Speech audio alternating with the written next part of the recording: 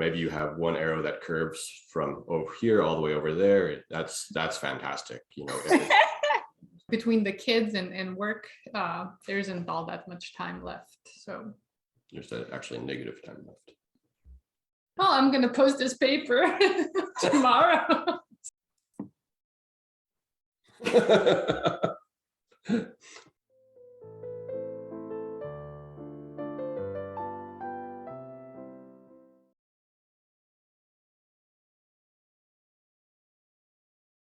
Welcome to Math-Life Balance.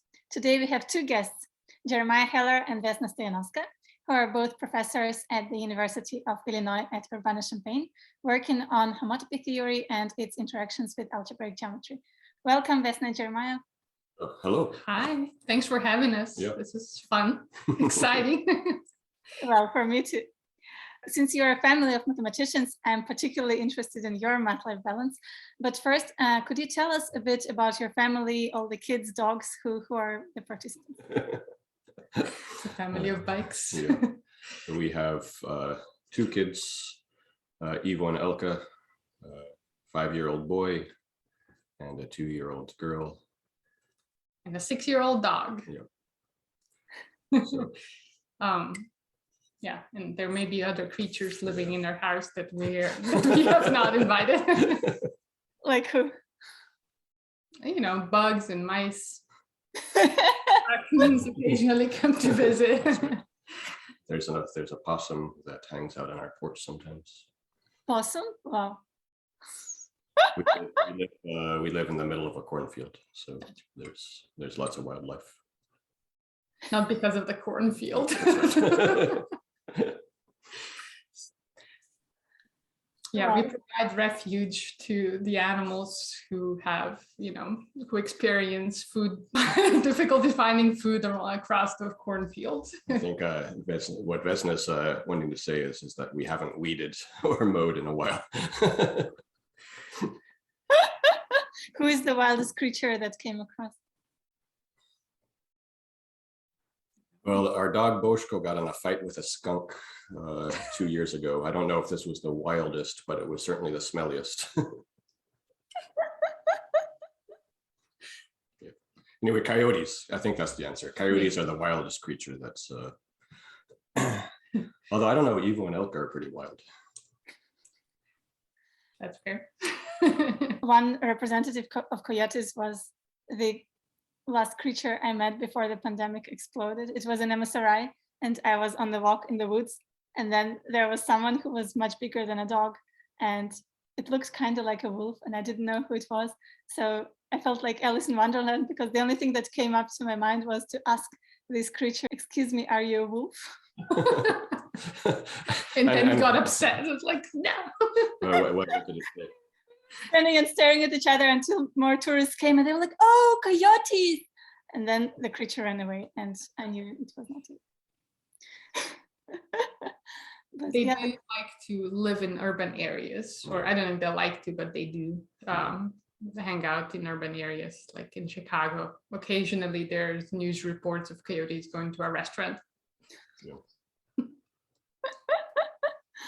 Let me try to somehow figure out how does your math-life balance work, although I suspect it's complicated to explain. But do you try to somehow separate math from family time, or? It happens. It essentially happens. So yeah. You can't really do math with two little kids running around. So it just happens somehow naturally that it is balanced out. But I think even before kids, we would try to not. I mean, it's hard. It's hard not to do math when something's on your mind. But I think that we generally made it a point of going home and being at home and not doing math, at least not until late at night.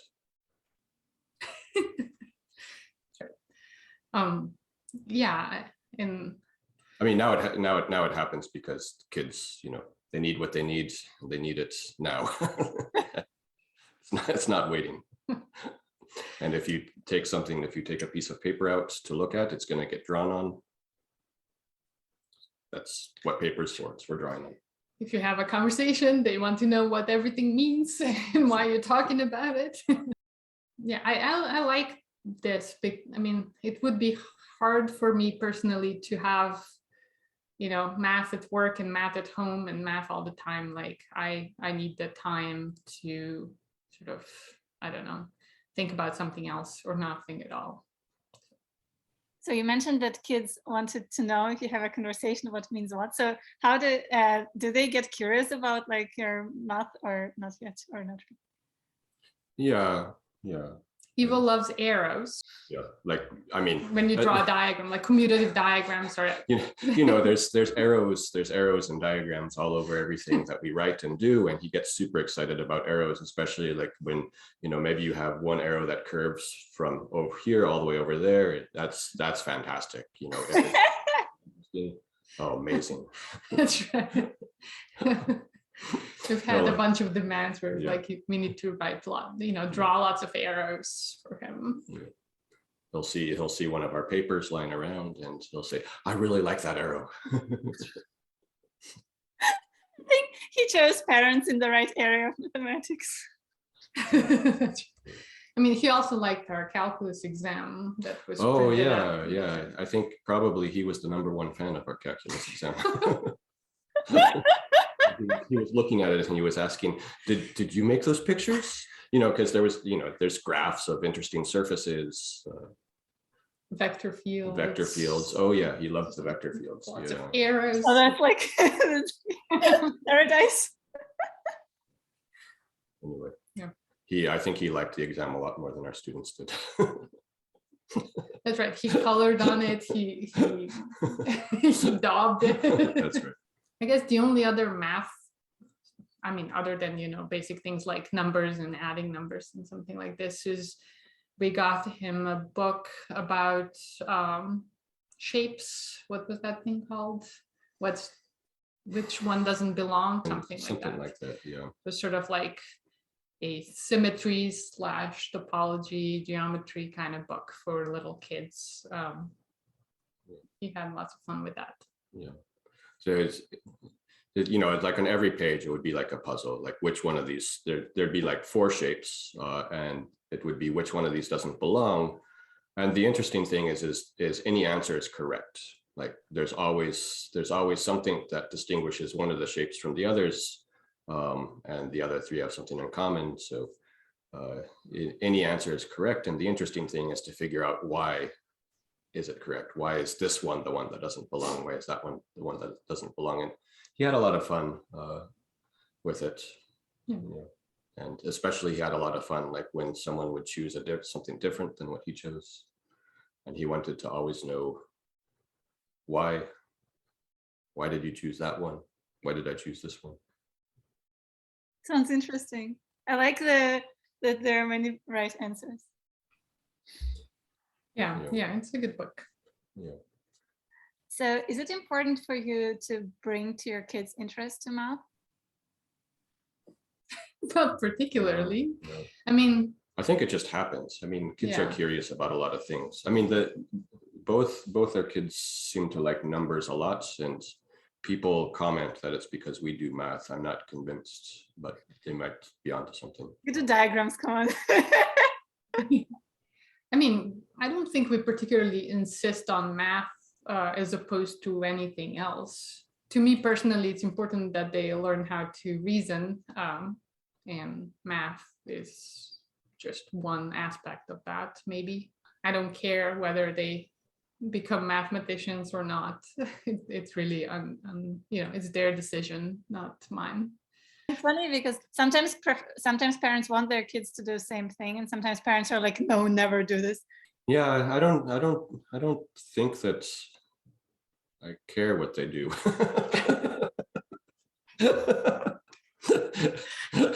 I mean, you know, as long as they're doing something that they like, right? I mean, I think all parents, like the #1 thing that they care about is for their kids to be happy. I mean, even if someone's saying, "Oh, I really want my kid to do blah," I don't think they really mean it. What they really mean is they want their kid to be happy.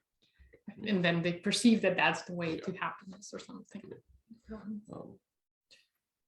Yeah, no, I mean, I don't think we talked much at home about, what it's like to be a mathematician. We've talked a bit about the fact that we're also teachers, among other things. We've talked about the fact that we have blackboards in our at our workplace, and that's definitely something that they're excited about.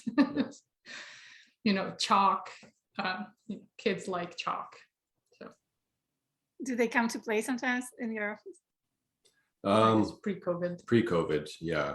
I took Evo to office hours actually several times when there was daycare issues pre-COVID, and he was small enough that was manageable. Now that wouldn't work, but at that point in time, I carried him and I held him in my arms, and he had his piece of chalk and was writing on the board while I was talking to students with other chalk, and he loved it.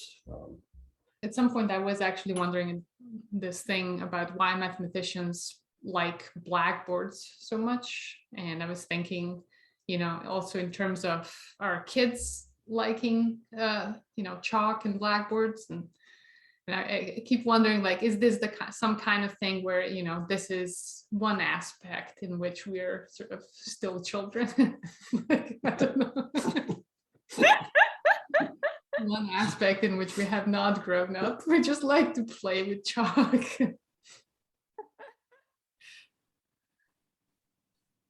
Do you think it's the only one, or are there other aspects? Oh, there's definitely others. I mean, I don't know. What does it mean to grow up? I don't know. It means everything hurts. Well, I can check that box off.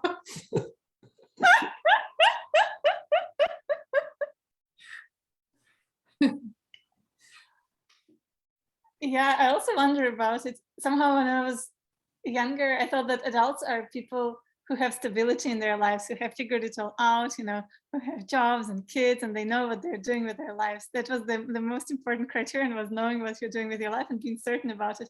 Somehow the more I grow up, the more questions I have, and the less certain I feel about the main aspects of life. Do you think you're growing up, or do you think you're making reverse growing up progress? I don't know. Something is clearly wrong. Either the concept of an adulthood or the process. I don't think I felt ever. Yeah, I don't know. I don't understand what adulthood is. I mean, I don't know if I ever had any definite, thoughts about what that means, as you expressed, Mara. But I keep thinking it must be some kind of I don't know, front that people put in. Like, you have to project some kind of stability to your own kids and to society to sort of, say, well, look, I can take care of children. But beyond that, like, I don't know. It's still. Do you feel grown up? No, not at all. Our son yesterday was saying he was really excited to be really, really old. When he gets really old, he's going to be 9. Yeah. I guess the concept of growing up is relative. Okay, you said that you don't do math at home, but do you sometimes work with each other or discuss research? We talk about math quite a bit. I guess we haven't written any papers together, but No. we definitely talk about math, no matter what it is we're working on. I think we started some papers. We have started papers. Yeah. That's true. Are we, let's not talk about that. Maybe we'll finish them someday. Does it help you that you can discuss math with each other? Is it a big component? It helps me. I hope it helps you too. Yeah. It's helpful. I feel comfortable asking stupid questions, or Jeremiah, more comfortable than I would be asking somebody else. It's nice having a partner who knows what you're doing. A lot of people have said things along the lines of, my so-and-so has no idea what I'm doing all day long. And in this particular case, it's sort of not just in the abstract, also sort of like the gory technical details sometimes. I mean, not always, but often. Since this year, our offices are next to each other. We're in a swing space because our building is getting rebuilt, renovated, things like that. And where we are now, there's basically nobody else. So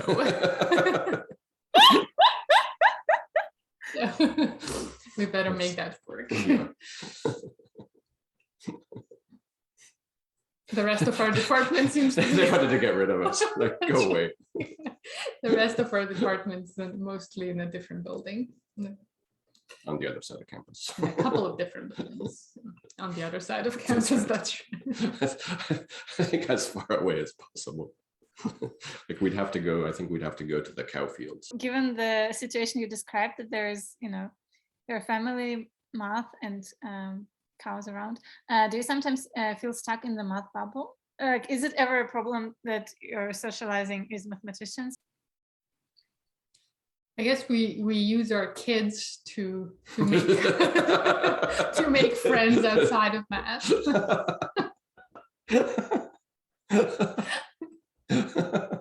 That's one way. Like we go on play dates with parents of kids that they know. Yeah. Yeah. Yeah. Other than that, it's hard actually to meet people who aren't doing math. I mean, this has been I think always a problem, like from grad school on. Right. It's somehow, you spend all of your time doing math and at conferences with your friends who do math, and thus everyone is a mathematician, which is fine. There's lots of interesting people who do math. But yeah, it would be nice if our social circle was larger. So you're saying the easiest way for mathematicians to socialize outside math is to have kids. Yeah, this is what I'm saying. I'm saying that if you're a mathematician and you want to know non-mathematicians, what you have to do is have children. Yeah. That's the only way, really.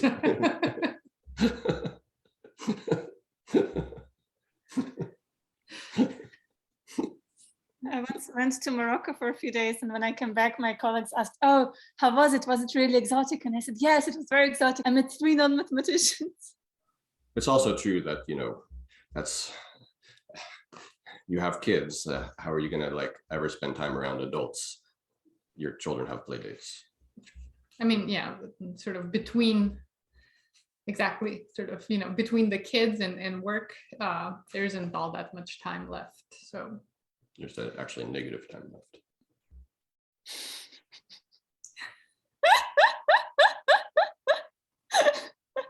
It's a great formulation. Yeah, how do you meet non-mathematicians besides going to Morocco? I fail. I mean, the funny thing is that every time I meet a new mathematician, they ask about my life, and I tell about my life, and there is always a moment when that person tells me, "Oh, you're only spending time with mathematicians. You should break that habit, go see other people." But that person who's telling it is always a mathematician. I don't know, there is something wrong with it. But yeah, I would love to meet non-mathematicians. The furthest I can get is programmers and computer scientists. I mean, moving around all the time doesn't help either. No. So speaking of moving, did you ever have a two bodies problem to solve? We just got very lucky. Yeah. I mean, I guess we spent a few, I don't know, 2 years? 2 years, yeah. 2 years in a long distance relationship. We first decided that we had enough of that, and then got very, very lucky to get these jobs here. So you said you've decided that you've had enough of long distance. What would you do if you weren't lucky? I wanted to open a bakery.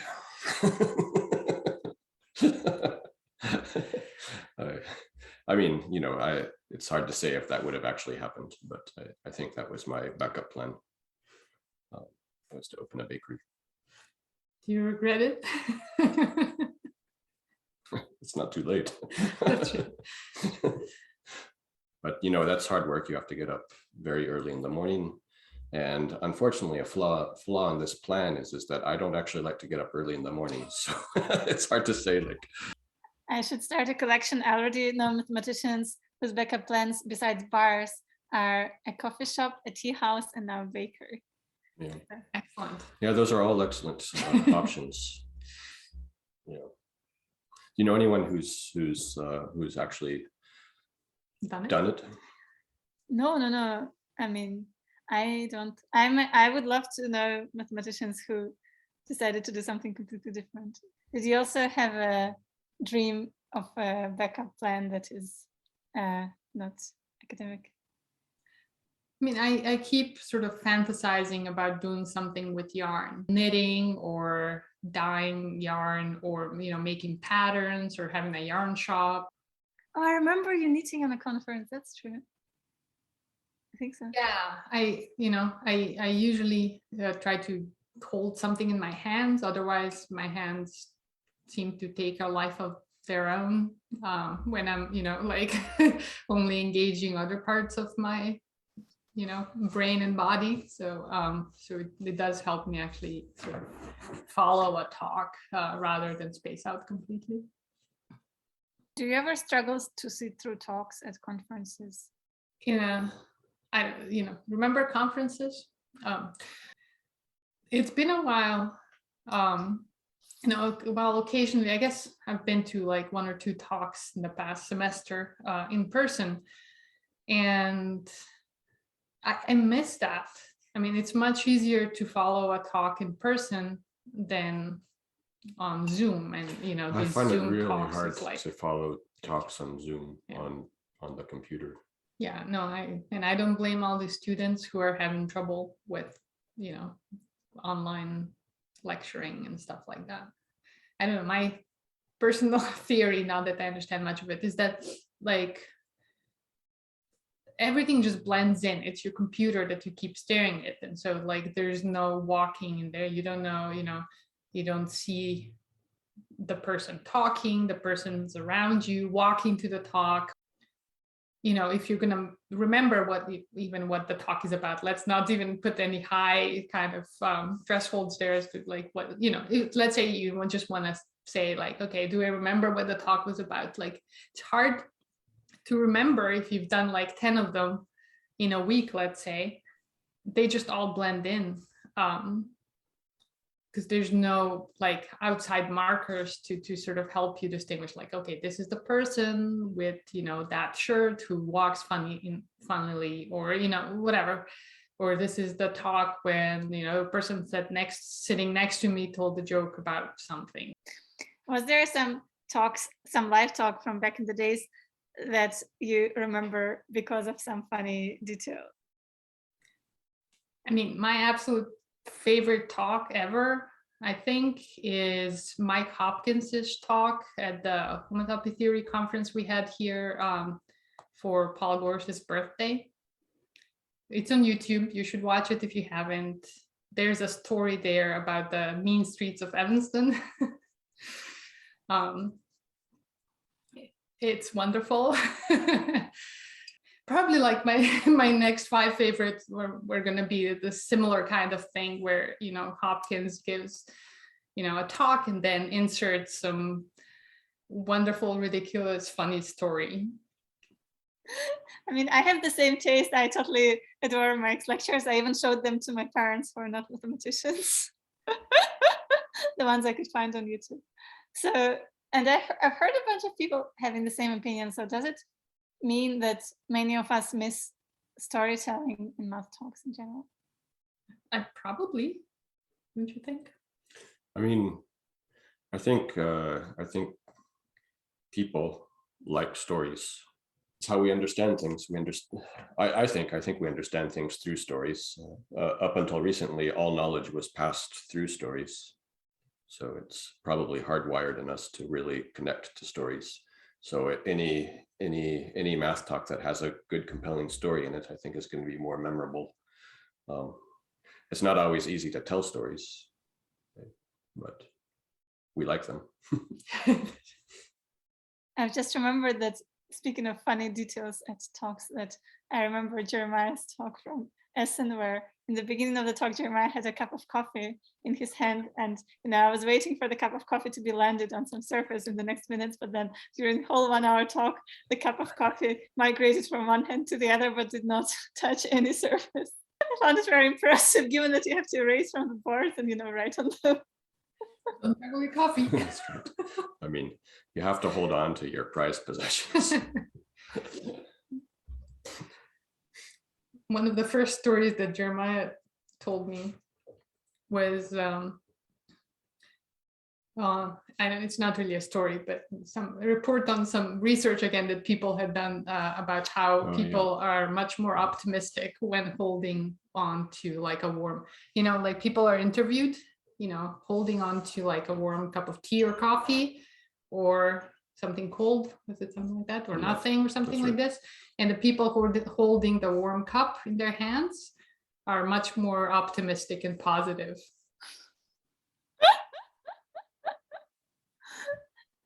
So when you speak about your conjectures, it helps. That's right. Well, I'm going to post this paper tomorrow.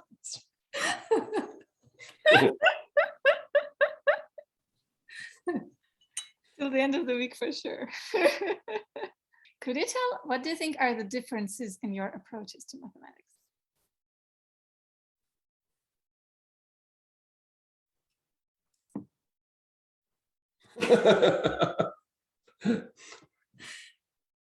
You mean like math research?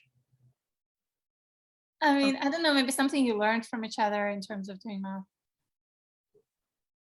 We've talked about math for a long time now. This is a hard question. It's a good question. I mean, so the question was, what are our differences in, what are some differences in each of our approaches to doing mathematics? And it occurs to me, I don't know what my approach to doing mathematics is. This was my first thought. Don't let that stop you answering the question. So I don't know. Let's think about this. What are our approaches to doing mathematics? What does it mean to do mathematics? I mean, so one thing that it means superficially is to write papers. But in my mind, doing mathematics is not really, I mean, we write papers because people tell us that we have to write papers, I guess.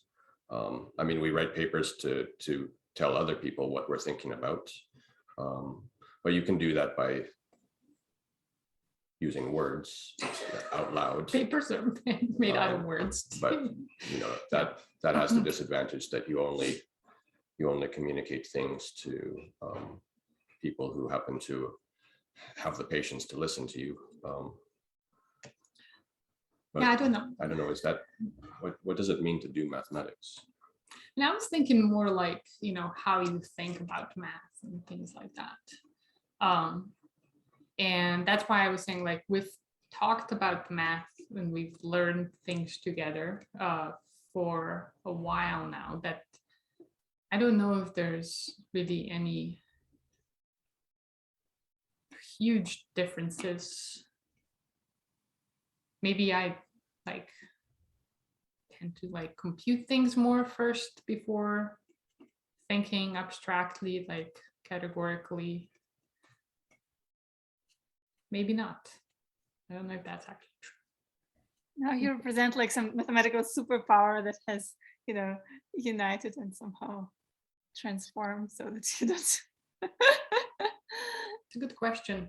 but again, yeah, I think that maybe what we're understanding as approach in doing mathematics is crucial here, because I don't know actually what that means anymore. You just sit down and do something, think about something, and think about it some more, see if it, catches your attention enough so you can sit with it for long enough time to get anywhere. I would say that's my approach of doing mathematics. What's your approach? I find a problem that piques my interest. I sit down and think if I have any thoughts on it, and most of the time the answer is, well, I have thoughts that aren't going to work. That's right. So it's very similar approach in that it takes us a while to get anywhere. And I think that's normal for most people. Okay, but there is something else that must be different sometimes. I mentioned that your levels of excitement and demotivation about research may not coincide, or that, like, if it's not a constant function, then there must be some differences. And how does it work for you then? I don't think we're synced in that way. I don't think we try to sync. Yeah, but does it affect you somehow when the other person is in a different phase? Or maybe, I guess, to be completely honest, sometimes if I lack motivation or inspiration or all those things, and things aren't going, and I see Jeremiah working late at night after the kids are asleep, I do feel guilty. But then, I also understand that that's not a very rational response or feeling or anything. I don't think it matters that, who this is. Like, when things aren't like going so great for me, and I see people showing off how well things are going for them in math, then I just sort of feel, like maybe I don't know, like I feel like I'm not doing something right. And then I sit with that feeling for a little bit and just work through it. And, I always rationally understand that that's not a reasonable response. People have ups and downs. That's just normal. It does take a while to sort of get out of that mindset, and then, start small, readjust goals, and start again. Find some, like I have, one of my ways of doing this thing is, I don't know, just, finding something small and finding something that feels good and doesn't feel like too overwhelming. And then I work on that and gain some confidence and proceed. which kind of small thing can it be? I always have several projects going on at different kind of with, not really active at all times, but, some of them are more manageable than others, and some of them are more challenging. And if all the things that I'm currently, say working on, and that, like I just undo the priorities, like I readjust the priorities, like maybe there's a paper that's almost done, but, there's part of it that's stressing me out. And if I'm feeling low, then it takes a while to summon up the energy to say, okay, well, actually, no, I'm going to readjust my priorities, because the priority should be for me to not feel so overwhelmed by it. And then, then I find, something else, I read something, I try to, think about the small thing without, I don't know, maybe there's a collaborator that I particularly feel, connection with. So then I work with them. It's always something different. This happens often. Jeremiah, you have anything to add? I'm not so eloquent. I think a lot of what Vesna said also holds for me. I think I tend to have more of a steady feeling. I think maybe I don't get as excited. I don't think my highs are as high or my lows are as low. I think I just, even when I'm not enthusiastic about something, I think I just slog through it a little bit more. Interesting. But I think I lose motivation very quickly. I like working with people because I don't know, it's really hard for me to be motivated to do something if I feel like I'm just doing it for myself. I like having co-authors because you can talk with the other person and feel more motivated. I think the last time I wrote a paper by myself was the sort of some extra details at a different time from my thesis. So like, working with people definitely is the way to go. Yeah. I think mathematics, what does it mean? So I'm still stuck on the idea of what does it mean to do mathematics? I still don't know. But I think it's a social endeavor. I think mathematics is very much a social project. There's this old idea that mathematicians should, do everything by themselves, figure everything out from scratch for themselves, write papers by themselves. Single author papers are, the best thing a mathematician can do. I think that idea is changing For the better. For the better. I have been thinking a bunch about what it means to, what it means to do math, and right, like there's, I guess Jeremiah said, like we sometimes, there's this idea that doing math or the outcomes of doing math are papers, but then I was recently thinking back to like, okay, how did I end up being here? It's not because like I had this idea that like, oh, I'm going to write math papers, therefore I need to go to math grad school. It was always just sort of like in the moment, enjoying the act, learning stuff in math.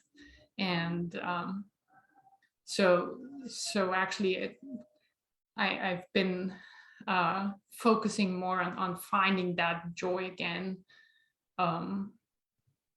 Sort of, just sit there with something and learn and explore, rather than just keep always in mind, like I need to produce a paper, which is, I don't know, does not motivate me.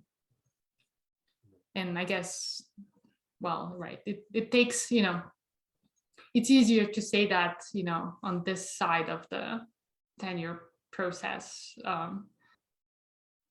I mean, this whole period, like from towards the end of grad school, from like writing a thesis till you feel a little bit of relief. You get tenure and say, well, okay, well, I'm okay now for a little bit. It doesn't quite feel like that, but still, it's been a constant pressure, stress, all of that, having to keep producing. And maybe during this whole time, like there's burnout, there's loss of motivation. And so I've been thinking about like, why is it that I'm here? And the reason is, of course, not because I wanted to write, I don't know, papers. Yeah. I will say that writing papers is nice to organize ideas. I find that I'm super disorganized. And there's nothing like sitting down and actually writing it down for real, to sort of force you to sort of organize things. And also to find out how wrong you were. Absolutely, yeah. No, it's just a sort of like when you're doing it with that intention, rather than with the intention of putting something on your CV. Yeah. it's different. Yeah, for sure. Vesna, you're actually the person from whom I learned that collaborations are the way to go, because I remember I was in the beginning of my PhD and I met you at a conference, and I mean, I stalked you online and I saw that almost all your papers are in collaborations, and back then it was surprising. So I remember asking you why are all your papers in collaboration? And you said, oh, it's more fun. And I was so shocked that like a professor can say the word fun about writing papers like this. Back then was very surprising as an answer. But I learned that it's legit to admit that you optimize for increasing fun while doing something as serious as writing math papers. Yeah, actually, I mean, absolutely, yes. And but this thing about like I don't know how new this thing is, but I think some people, even of like an older generation, have understood how important it is to collaborate. Like Mark Mahowold was a person who wouldn't work on something unless he had a collaborator to work with. I had, I guess, the privilege to talk to him a little bit when I was in grad school about math, and he would tell me a bunch of things where it's like, well, I figured this out back then, but I didn't have a collaborator, so I didn't write it.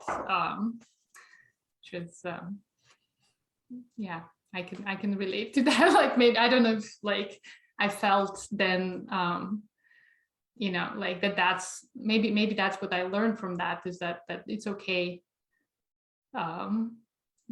that's a legitimate approach.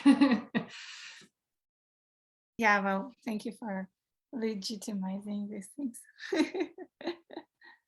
Yeah, I don't know where did this idea come from, that math and maybe other sort of academic subjects need to be so like individual. Maybe it was difficult for people to, like technologically, maybe it was difficult to write a paper together, with 5 people. Like, how do you? And so, like, then one person will write it. Like, which one came first? Like, was it the idea that it should be an individual endeavor, or was it this technical difficulty that that then turned it into, oh, like you have to write it by yourself, because otherwise it means, if 2 people write together, then it means that either the more senior person or the wider person or the more male person wrote the paper and the other person did not, was just had their name attached to it or something. Like maybe I think maybe it's like people just don't, weren't very creative about writing collaboratively. I'm sure people exchanged ideas a bunch. Yeah, probably. I mean, we have all these letters of mathematicians to each other, right? Yeah. I've just yesterday learned that Fermat's Christmas theorem is because it was a letter written on Christmas. I didn't know why. And let me ask you for the end, do you have any advice for people who want to do math and have a family at the same time? Take a deep breath. Advice, just do it. Don't create too much pressures on exactly what it is or isn't going to be. I think everyone has their own way of wading through the muck. I mean, there's a lot of work. There's a lot of finding the right balance, and what that means for one person, what it means for a different person. I think it's all different. The way you phrase the question is sort of like, wait, let's back it up a little bit. Like, I think this idea that to do math, you need to like fully devote yourself to only math and math only and nothing else. I don't think that was probably ever true. I don't know. I mean, true enough, there were people, back in the day, men who had, had families but were never there for their families and only like did work all the time. But I don't think that's probably not also like math only, or academia only. I mean, it's just the culture anyway. Luckily, we don't. I mean, we do actually suffer some of the consequences of that, for sure. I don't know how people do math, but I imagine that also like working on math like 12 hours a day, every day, is not sustainable for most people, and this is not a new phenomenon, like there's these, famous mathematicians from the past who, whatever, only worked, for 4 hours a day. And I think the premise that you must sort of not focus on family or your personal life in order to succeed in your mathematical career, well, I would like to imagine a world where that's absolutely not an issue. And like currently it actually is. But I don't think we should give it too much weight and too much importance. And like, if we treat it as something completely normal, then it will become normal. And, a lot of universities, say in the US, have understand this well. There's like dual career programs. There is like, unlike I guess the rest of the US's workforce, universities tend to be better with, say, parental leaves. Like, I don't think it should be a big issue, and if it is, we need to just take whatever, like we just need to work to normalize it and not make a big deal out of it. Like, having a family should not be a deal breaker for anything. Like, it's just, I mean, it's something that people do. It's not like, I don't know, an unreasonable demand from life. I think we need some cheerful ending to this conversation. So let me ask you then, what is your wish for the new year, now that we are still in the new year mode? What the I don't know.